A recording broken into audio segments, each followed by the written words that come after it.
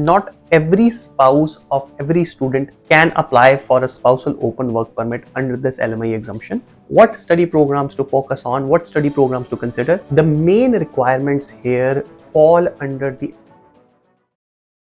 spousal open work permit for student spouses is a very common application.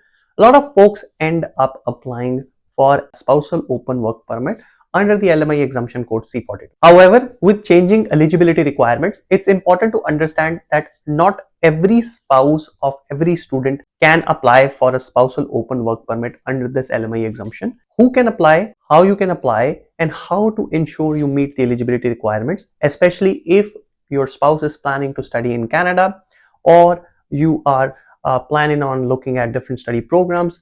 What study programs to focus on, what study programs to consider for you to be able to eligible for spousal open work permit as a spouse. This is what we're going to talk about in this video, so stay tuned until the end. Welcome back to the channel, guys. My name is Dhruv. I'm a regulated Canadian immigration consultant. At our firm FHCN, we assist all prospective immigrants with their immigration to Canada. If you are an aspirant, you need assistance, here is our contact information.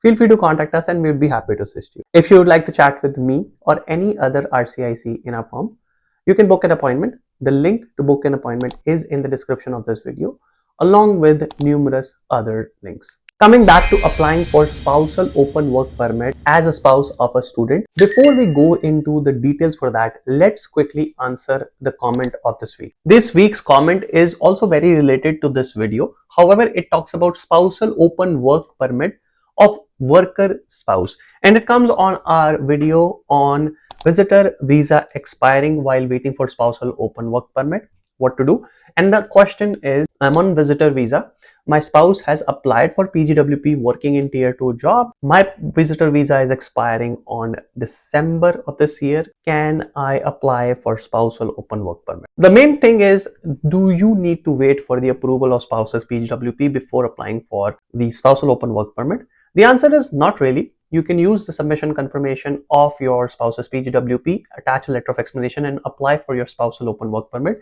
provided you meet all other requirements with regards to your spouse's job, employment, the correct knock code, etc., etc. And you can apply while she's still on implied status. Just keep in mind that IRCC will first process your spouse's work permit, PGWP, make sure it's approved, and then issue yours. So make sure you explain that sequence in the explanation letter, requesting them to kindly assess your spouse's PGWP and then issue you a spousal open work permit. Otherwise, you can apply, and you should, in order to continue maintaining your status in Canada. I hope this helps. Now, coming back to the spousal open work permit of student spouses. Now, guys, the main requirements here fall under the LMIA exemption code C42. That is the exemption code that governs a spousal open work permit for spouses of students studying in Canada. And what are the requirements to be eligible under this? Let's talk about that. Here on the screen, you can see the LMIA exemption code page for LMIA exemption C42. Now, this is the exemption code that governs or that applies to spouses or common law partners of study permit holders. Now, guys, if we scroll down on this page, what you will see is there's different sections for information and eligibility requirements based on if you're applying for extension or you're applying for a new application, and it talks about the documentary evidence and the eligibility for different periods of applications. Now, guys, it's important to note that if, say, your spouse is now taking an admission in an educational institution, you have to meet the most recent eligibility requirements. A lot of cases, folks have their work permits expiring.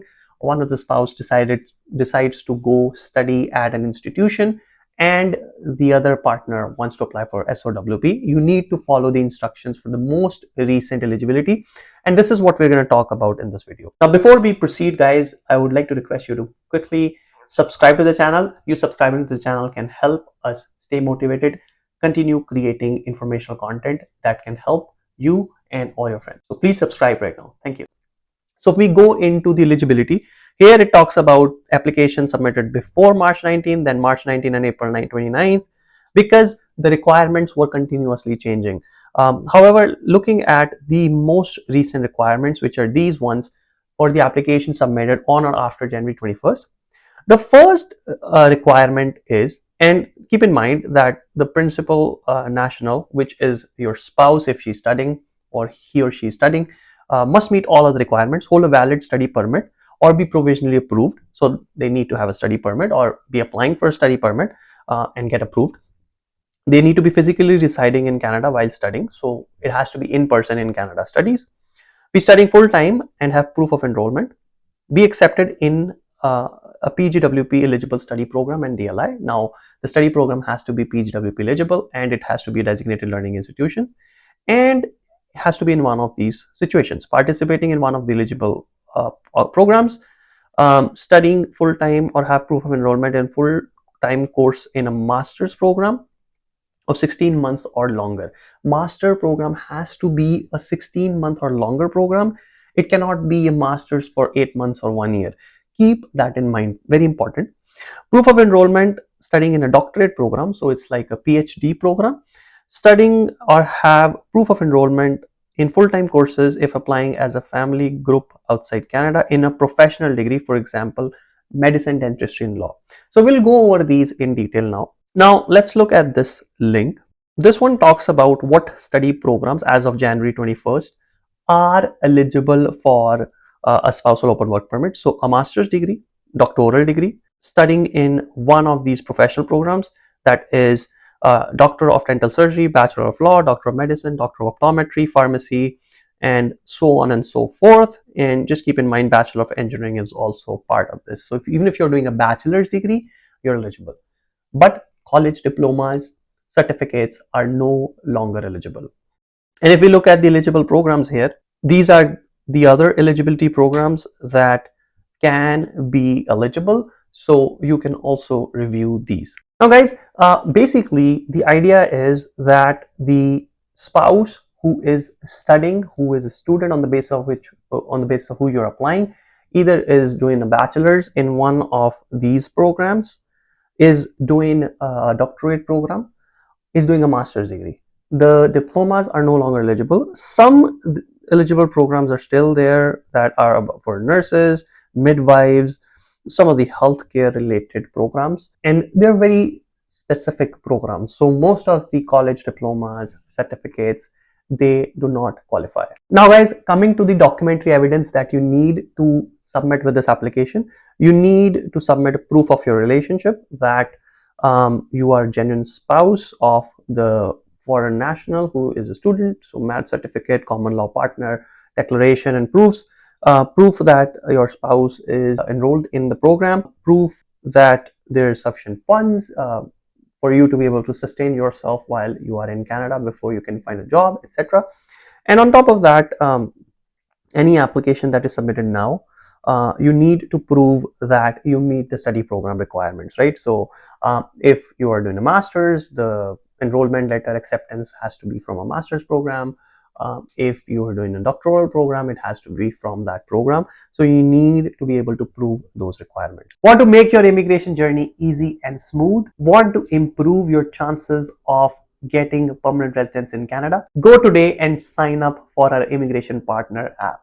app.efficient.ca. Go sign up for an account. You can put your basic information and you can get amazing suggestions with regards to how you can improve your scores. You can obtain document templates, you can obtain photo editing tools, and you can obtain general information about Canadian immigration and much more to come with regards to PNP eligibilities, knockout reviews, etc. etc. So pause right here, go to app.efficient.ca, sign up for the application. Now guys, in this video we've strictly talked about new spousal open work permits on the basis of a student spouse or a study permit holder spouse. Keep in mind that the requirements for an extension can change. They would not directly apply, but to keep this video nice and short and understandable, we are only talking about if your spouse is going to college, going into an institution now, and you are applying as a spouse for a spousal open work permit, you need to meet these requirements. So make sure if your